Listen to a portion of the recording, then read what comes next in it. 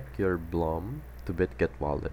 So open Blum and then open Wallet, then select Connect Wallet.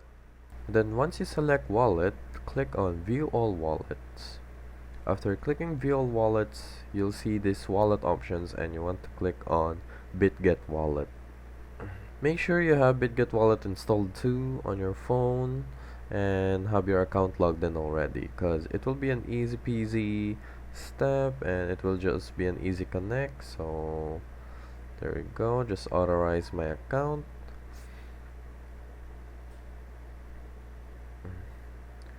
And you can use a fingerprint scanner on this one, so it will be very convenient.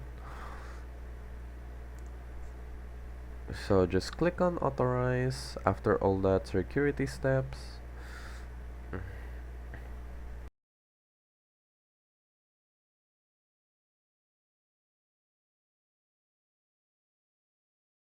And there we go. After clicking authorize, and you already have now authorization on your Bitget wallet, and that ensures you that your Blum is now connected to your Bitget wallet.